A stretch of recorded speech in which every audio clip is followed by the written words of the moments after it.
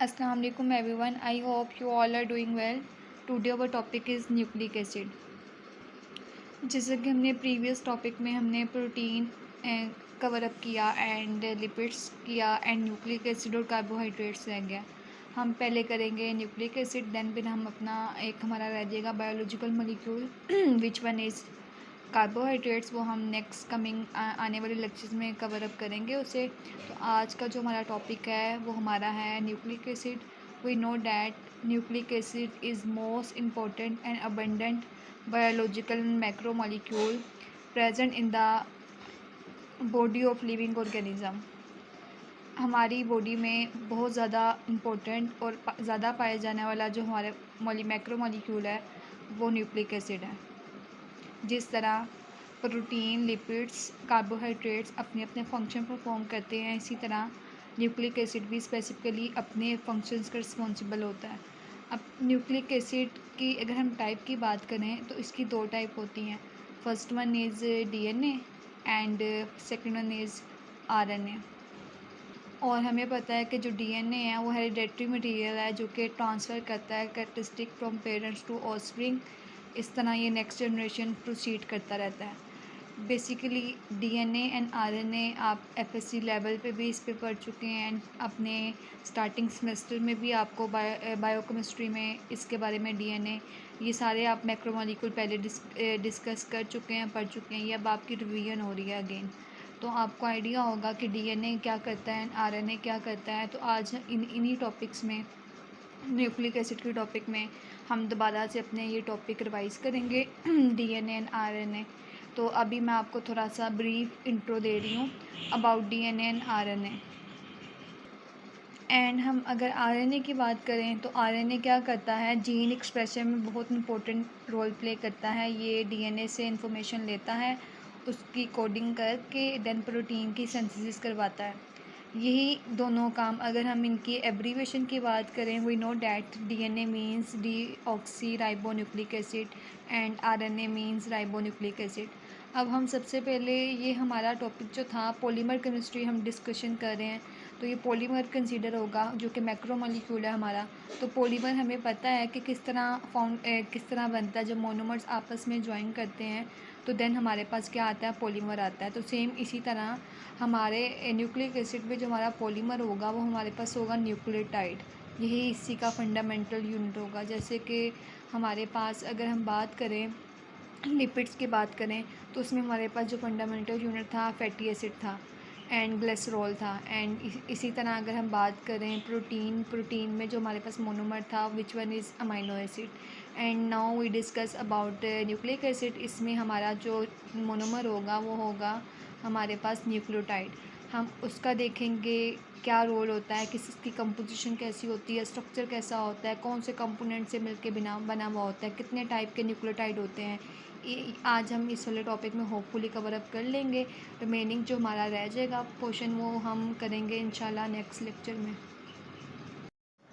Nucleic acid is most abundant and important macro and biological molecule present in the body of living organism. There are two type of nucleic acid. First one is DNA and second one is RNA. DNA means deoxyribonucleic acid and RNA means ribonucleic acid that enables organism to reproduce from one generation to the next. ये intro तो हम पहले भी discuss कर चुके हैं। Now we discuss about composition of nucleic acid. Nucleic acid are macromolecule that exist as polymer called polynucleotide. मैंने आपको पहले ही बात रिपीट कर दी थी कि हमारा जो पॉलीमर है, जब मोनोमर्स आपस में कंबाइन करते हैं तो देन हमारे पास क्या आता है, पॉलीमर आता है। तो इसमें जो हमारे पास मोनोमर होगा वो हमारे पास होगा न्यूक्लियोटाइड। तो ये भी हमें पता है कि मैक्रोमोलिक्यूल है हमारा। तो जब पॉलीन्यूक्लियोटाइड मीन्स जब इसका जो हमारे पास मोनोमर होगा वो हमारे पास होगा न्यूक्लियोटाइड। अब हम न्यूक्लियोटाइड के पार्ट्स की बात करेंगे, कंपोजिशन की बात करेंगे। न्यूक्लियोटाइड क्या होता है, न्यूक्लियोटाइड हमारे पास होगा मोनोमर्स ऑफ न्यूक्लिक एसिड। जो जब न्यूक्लियोटाइड आपस में कंबाइन करेंगे, मर्ज करेंगे, बॉन्डिंग करेंगे तो हमारे पास जो आएगा, हमारे पास देन किसकी फॉर्मेशन होगी, न्यूक्लिक एसिड की होगी। Now discuss about what is nucleotide. अब न्यूक्लियोटाइड में हम देख लेते हैं हमारे पास इसकी कंपोजिशन कैसी होगी एंड कौन कौन से पार्ट से मिलके हमारे पास न्यूक्लियोटाइड मिलके बना हुआ होगा। Nucleotide is compose of 3 parts. अब फर्स्ट वन इज हमारे पास आएगा pentose sugar.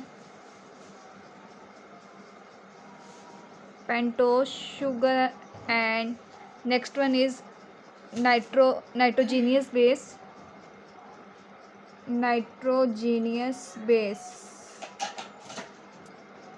Third one is 1 or more phosphate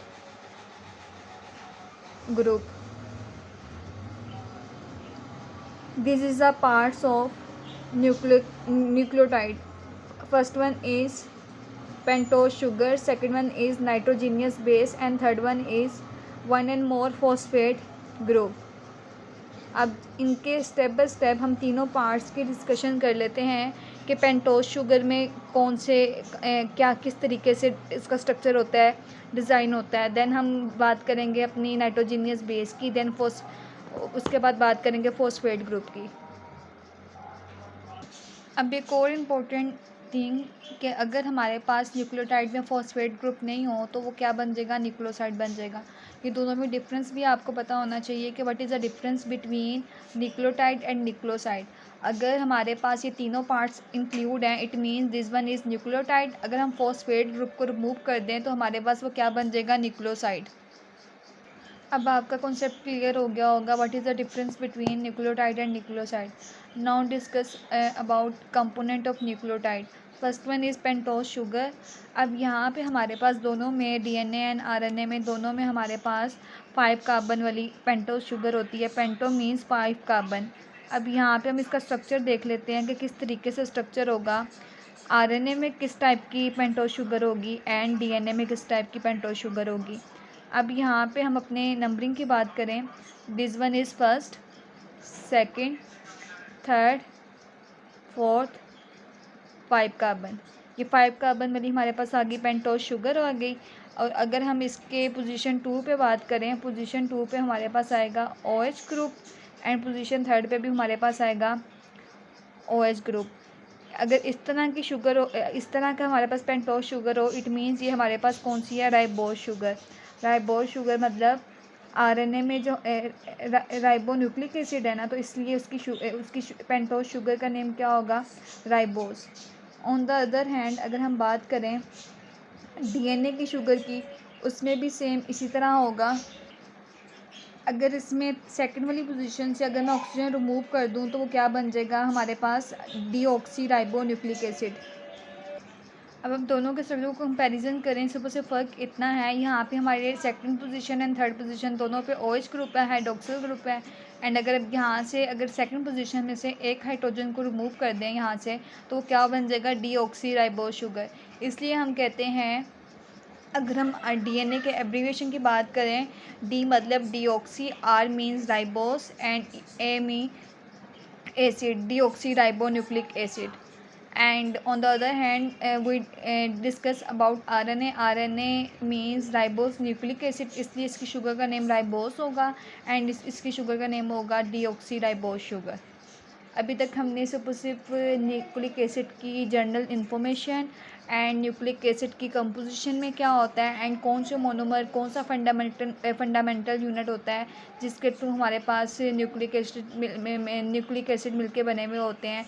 then हमने न्यूक्लिक एसिड के कंपोनेंट की बात की जिसमें से सिर्फ अभी तक हमने कवर अप किया है pentose sugar. Now discuss about next one, component of nucleic acid which one is phosphoric acid, जिसमें हम फॉस्फेट ग्रुप की इसके देखेंगे कि किस तरह होता है। फॉस्फोरिक एसिड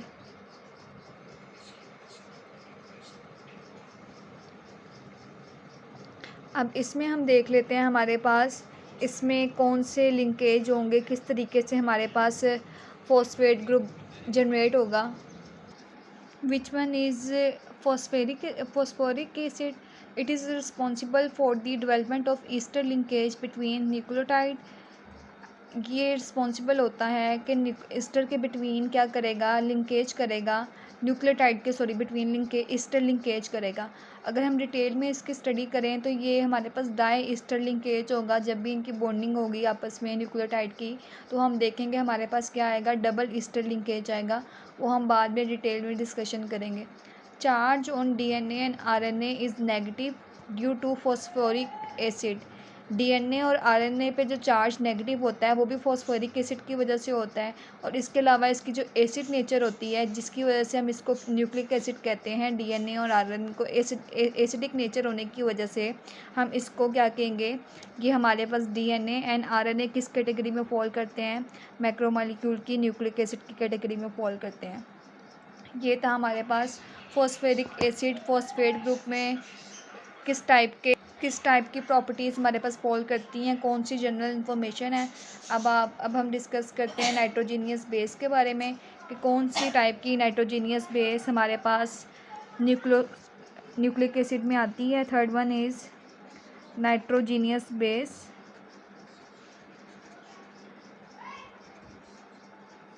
नाइट्रोजीनियस बेस में हमारे पास अब नाइट्रोजीनियस बेस अगर हम थोड़ा सा रिकॉल करें, जब भी हमने कोई बिल्डिंग बनानी होती है तो सबसे पहले अगर उसकी बेस स्ट्रॉन्ग होगी तो तब भी हमारी बिल्डिंग अच्छे तरीके से स्टिक कर पाएगी, ज़्यादा देर तक उसकी बेस स्ट्रॉन्ग होगी। इसी तरह अगर हम छोटे बच्चे की बात करें, अगर स्टार्टिंग क्लासेस में अगर उसकी बेस स्ट्रॉन्ग बनाई जाएगी तो देन ही हम उसको फर्दर नेक्स्ट क्लासेस में वो हमें अच्छा रिस्पॉन्स देगा। सेम इसी तरह अगर हम बात कर लें न्यूक्लिक एसिड की, अगर उसकी बेस स्ट्रॉन्ग होगी तो सारी की सारी हमारी जो स्ट्रक्चर है न्यूक्लिक एसिड की वो डिपेंड करेगी नाइट्रोजीनियस बेस के ऊपर कि किस टाइप की बेस यूज़ कर रहे हैं। Each nitrogenous base contain one and more ring that include nitrogen atom। मतलब कि नाइट्रोजीनियस बेस में हमारे पास 2 टाइप की बेस हम यूटिलाइज़ कर सकते हैं। एक में हमारे पास डबल रिंग होगी और एक में हमारे पास सिंगल रिंग होगी। इसको भी हम आगे 2 कैटेगरी में डिफ्रेंशिएट कर सकते हैं। First one is pyrimidine and next one is purines. अब पैरामिडीन्स एंड प्यूरेंस, अब पैरामिडीन्स में हमारे पास सिंगल रिंग होगी जिसमें हमारे पास फॉल करेगा thymine, cytosine and uracil. On the other hand हमारे पास प्यूरिन्स में हमारे पास डबल रिंग होगी और साथ में एडेनिन आएगी इसमें और गवानीन आएगी। ये था हमारे पास बेस का कि एक सिंगल रिंग में कौन कौन सी बेस फॉल करेंगी एंड डबल रिंग में हमारे पास कौन कौन सी बेस फॉल करेंगी। अब हम इसके स्ट्रक्चर की बात कर लेते हैं कि हमारे पास जो सिंगल रिंग होगी वो किस तरह आएगी जनरल हम, एंड डबल रिंग में हमारे पास किस तरह का स्ट्रक्चर आएगा। इसमें हमारे पास 6 कार्बन वाली रिंग होगी जिसमें हमारे पास यहाँ पे एक फर्स्ट पोजीशन पे अमाइन ग्रुप होगा और इधर डबल बॉन्ड ओ होगा। ये थी हमारी पैरामिडीन। अगर हम प्यूरिन्स की बात करें उसमें हमारे पास एक है 6 कार्बन वाली रिंग होगी और दूसरी हमारे पास 5 कार्बन वाली रिंग होगी। और अब यहाँ पे हमारे पास सिर्फ एक की रिंग थी और इसमें हमारे पास एक डबल बॉन्ड था। इसमें हमारे पास क्या है, एडजेसेंट पोजीशन पे हमारे पास क्या है कि डबल बॉन्ड भी है और एक हमारे 2 रिंग के साथ, एक में हमारे पास 6 कार्बन वाली है और दूसरी में हमारे पास 5 कार्बन वाली है। और यहाँ पे हमारा C double bond O carbonyl group आएगा, इसमें हमारे पास कार्बोनाइल ग्रुप नहीं है। अब हम फॉस्फेट ग्रुप की देख लेते हैं। फॉस्फेट ग्रुप हमें पता है, हमने पहले भी इसको लिपिड्स वाले टॉपिक में किया हुआ है। This one is phosphate group. अब हम न्यूक्लियोटाइड बना लेते हैं। हमने इसके कंपोनेंट की बात कर ली हमने। अब हम देख लेते हैं किस तरह हमारे पास तीनों पार्ट्स कंबाइन करके sugar, nitrogenous base and phosphate group combine करके हमारे पास न्यूक्लियोटाइड का स्ट्रक्चर बनता है। सबसे पहले नाइट्रोजीनियस बेस लिख लेते हैं हम अपनी, जो हमारे पास पैरामिडीन यूज़ करेंगे हम 1 रिंग वाली। एंड सेकेंड वन हम इसकी ज्वाइनिंग करेंगे पेंटोज शुगर के साथ।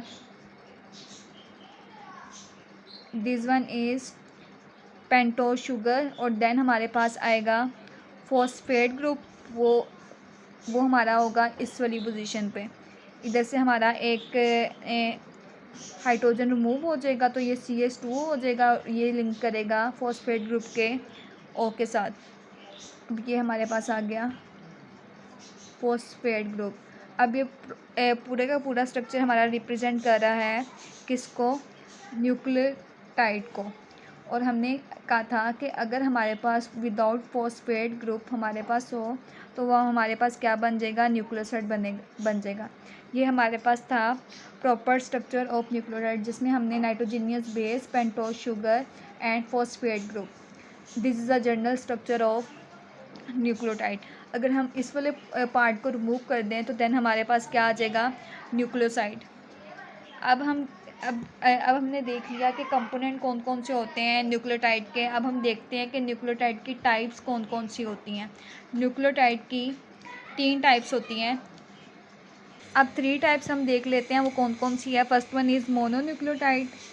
मोनोन्यूक्लियोटाइड के नेम से पता चल रहा है इसमें हमारे पास क्या होगा, एक ही न्यूक्लियोटाइड से मिलकर ये बनी हुई होगी, मोनोन्यूक्लियोटाइड। एंड डाइन्यूक्लियोटाइड, डाइन्यूक्लियोटाइड में हमारे पास जब 2 न्यूक्लियोटाइड आपस में कंबाइन करेंगे तो हमारे पास वो क्या बन जाएगा, डाइन्यूक्लियोटाइड।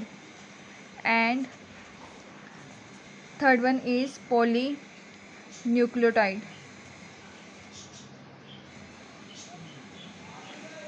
पॉलीन्यूक्लियोटाइड में हम यहाँ पे हमारे पास मोर देन 2 न्यूक्लियोटाइड आएंगे।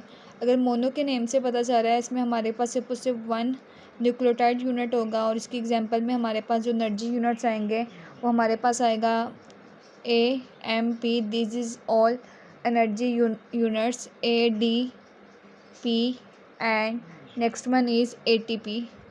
ये सारे नाम से आप फेमिलियर हैं, ये सारे के सारे एनर्जी पैकेट्स हैं। और डाई न्यूक्लियोटाइड में हमारे पास 2 यूनिट्स होंगे न्यूक्लियोटाइड के। और इसमें हमारे पास जो एग्जांपल आएंगी वो हमारे पास आएंगी इसमें for example NAD। And polynucleotide में हमारे पास मोर देन 2 यूनिट्स आएंगे, मोर देन 2 यूनिट्स होंगे हमारे पास।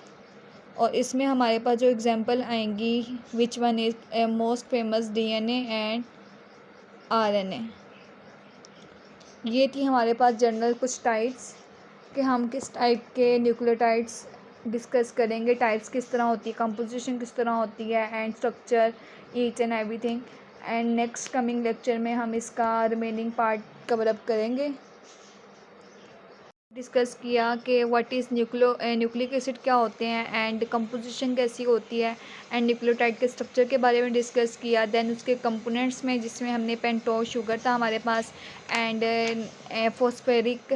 फॉस्फेट ग्रुप था एंड नाइट्रोजीनियस बेस। और नाइट्रोजीनियस बेस में कौन से टाइप के हमारे पास यूनिट्स आते हैं। देन हमने न्यूक्लियोटाइड्स की टाइप डिस्कस की।